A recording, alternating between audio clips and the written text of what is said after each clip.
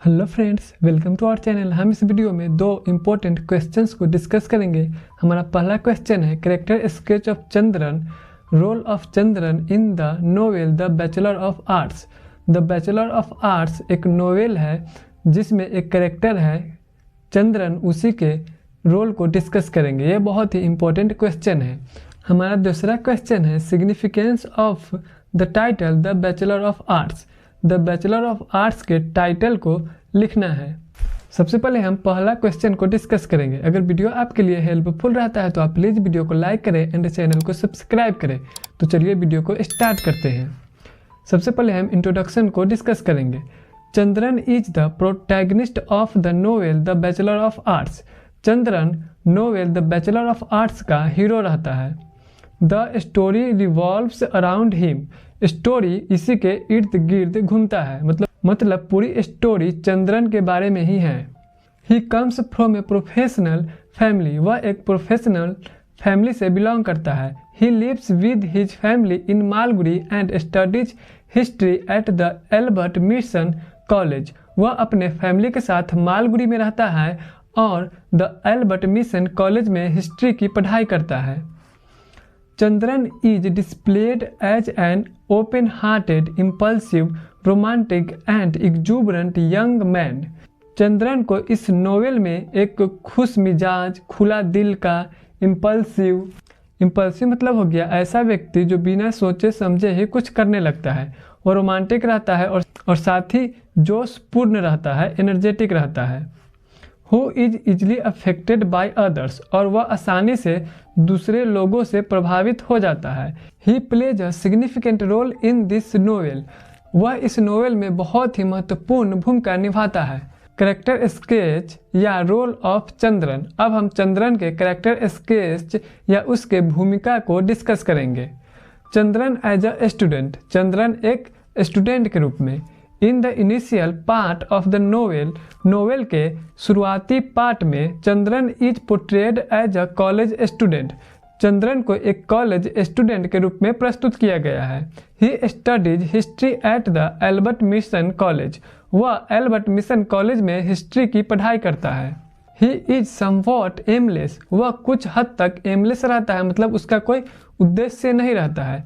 More interested in social aspects of college life then his academics. वह college के social aspects मतलब social सामाजिक कार्यों में ज़्यादा इंटरेस्ट दिखाता है, ना कि अपने शिक्षा की ओर। He participates in a college debate and he is regarded to be the best speaker. वह कॉलेज में एक डिबेट मतलब एक बहस में हिस्सा लेता है और उस बहस का सबसे अच्छा स्पीकर माना जाता है। Even he sets up a history association at the college. यहाँ तक कि वह कॉलेज में एक हिस्ट्री एसोसिएशन की स्थापना करता है, शुरुआत करता है।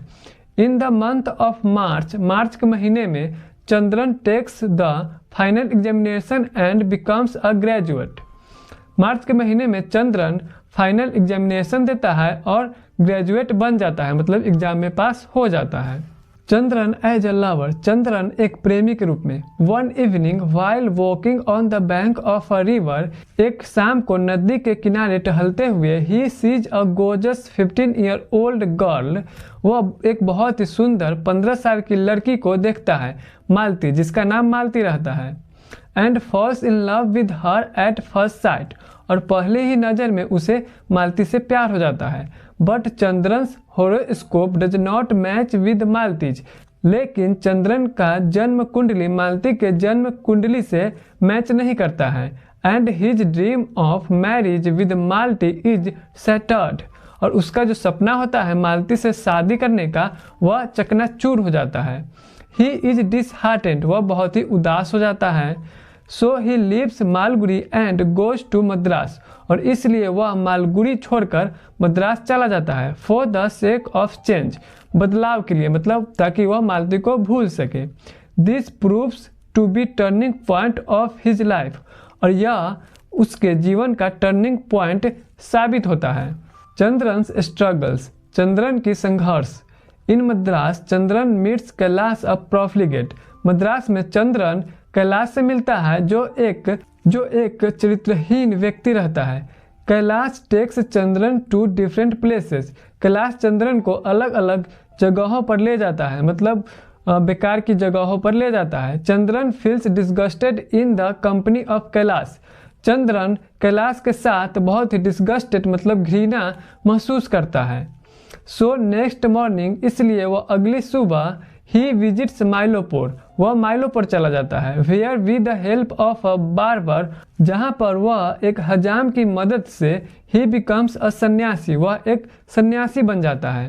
He detaches from societal expectations and personal attachments, वह सामाजिक उम्मीदों और पर्सनल अटैचमेंट मतलब खुद के प्रति जो लगाव होता है उससे खुद को अलग कर लेता है। wanders across south India and goes through lots of struggle, वह पूरे साउथ इंडिया में इधर उधर भटकता है और बहुत सारे संघर्षों से गुजरता है। ड्यूरिंग दिस फेज, इस फेज के दौरान Chandran experiences different life styles and philosophical teachings, इस समय के दौरान चंद्रन बहुत सारे लाइफ स्टाइल्स का एक्सपीरियंस करता है और साथ ही फिलॉसफी से जुड़े लेसन्स को सीखता है।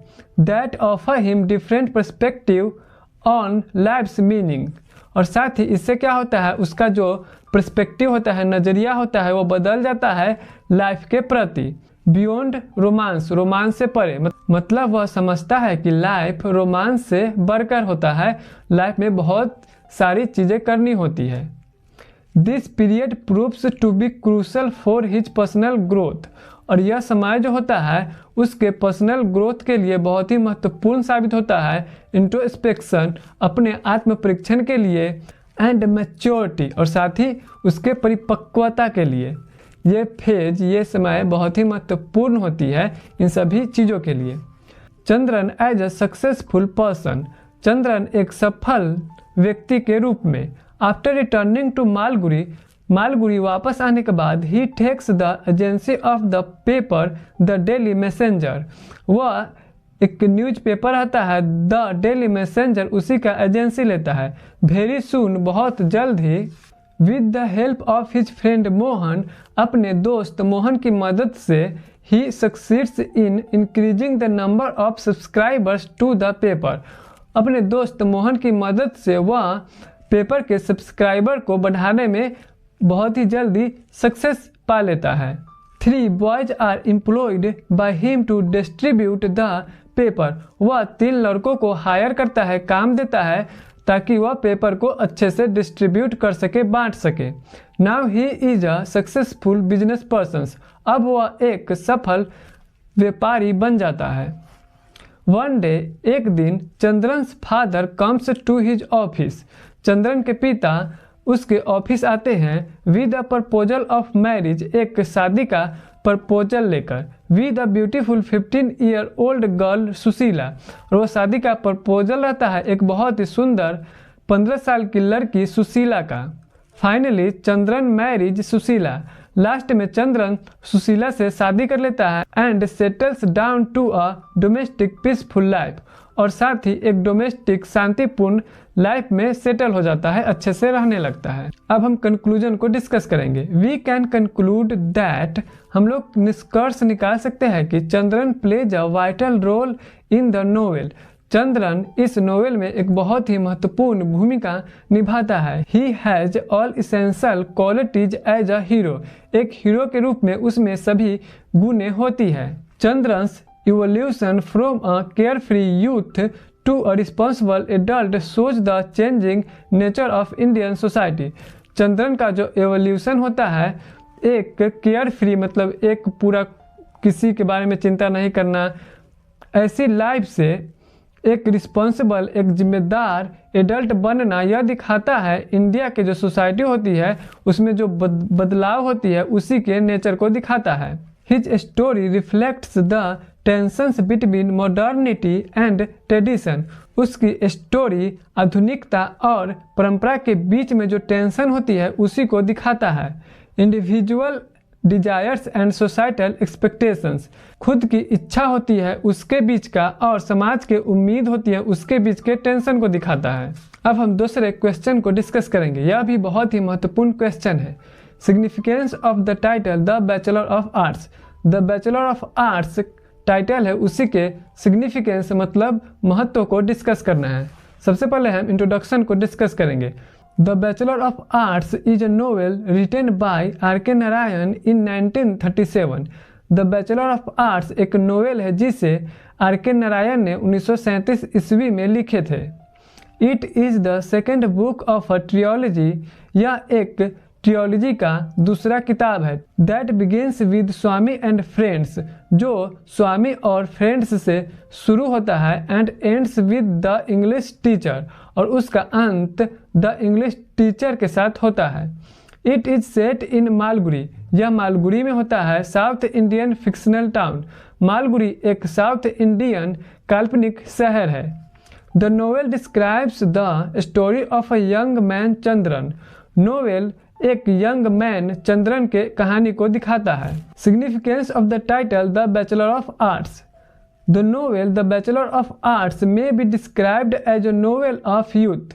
The novel the bachelor of arts को द नोवेल ऑफ यूथ के रूप में डिस्क्राइब किया जा सकता है, मतलब जवानों की नोवेल के रूप में डिस्क्राइब किया जा सकता है। The novel describes the story of a bachelor of arts student, novel एक स्टूडेंट को दिखाता है और वह स्टूडेंट बैचलर ऑफ आर्ट्स का स्टूडेंट है, चंद्रन है। The hero of the novel, Chandran novel का हीरो है। It shows his activities, problems, plans, whims, sentiments, ambitions and his final achievements of BA degree. यह कहानी उसके एक्टिविटीज़ मतलब उसके क्रियाकलाप, उसकी समस्याएं, उसकी योजना होती है, उसकी जो मर्जी होती है, सेंटिमेंट्स मतलब उसके भाव होते हैं, एम्बिशंस उसकी जो गोल होती है, एंड हिज फाइनल अचीवमेंट्स होती है, और उसकी जो लास्ट में अचीवमेंट्स होती है, उपलब्धि होती है BA डिग्री की, उसी को दिखाता है। So the title of the novel is very suitable and appropriate, इसलिए title the bachelor of Arts बहुत ही इस नोवेल के लिए सुटेबल है, मतलब बहुत ही योग्य है और उचित है। इन द फर्स्ट पार्ट, पहले पार्ट में the writer delineates the academic pursuits as well as the extra activities of a BA student. पहले पार्ट में राइटर एक स्टूडेंट रहता है, उसके एक्स्ट्रा एक्टिविटीज और साथ ही स्टूडेंट रहता है, मतलब उसके जो एकेडमिक शैक्षिक कार्य रहता है उसी को दिखाते हैं। इन द सेकेंड पार्ट, दूसरे पार्ट में the author describes the hero's infatuation for the beautiful girl Malati. Second part में ऑथर हीरो रहता है चंद्रन, उसी का जो लव होता है एक बहुत ही सुंदर गर्ल मालती के लिए, उसी को दिखाते हैं। How he shows his impatience to marry the girl and how his dream is finally shattered, कैसे वह उस लड़की के लिए उसका जो इम्पेशंस होता है, अस्थिरता होता है, वह दिखाता है, और साथ ही उसका जो सपना होता है लास्ट में टूट जाता है, वह भी दिखाते हैं सेकेंड पार्ट में। When the horoscope of Chandran and Malati do not match, जब चंद्रन और मालती का होरोस्कोप मतलब जन्म कुंडली नहीं मिलता है, इससे क्या होता है, चंद्रन का जो सपना होता है, हीरो का जो सपना होता है उस लड़की से शादी करने का, वह टूट जाता है। यह सब सेकेंड पार्ट में दिखाते हैं author. In the third part, तीसरे पार्ट में the disheartened hero for the sake of change, जो दिल टूटा हुआ हीरो रहता है वह खुद को बदलने के लिए मतलब मालती को भूलने के लिए लिव्स फॉर मद्रास, मद्रास चला जाता है। वेयर ही मीट्स कैलाश, जहाँ पर वह कैलाश से मिलता है। अ प्रोफ्लिगेट, कैलाश एक चरित्रहीन व्यक्ति रहता है। Chandran feels disgusted in the company of Kailash, Chandran Kailash के साथ बहुत ही घृणा महसूस करता है। And decides to become a sanyasi, और एक सन्यासी बनने का निर्णय लेता है। But he can not forget Malathi, लेकिन वह मालती को नहीं भूल सकता है। And remains unable to get mental peace, और साथ ही उसे मेंटल पीस मतलब मानसिक शांति नहीं मिलती है। So ultimately he returns home as a very lean and thin man, और इसलिए अंत में वह अपने घर वापस आ जाता है, एक बहुत ही पतले दुबले आदमी हो जाता है वह।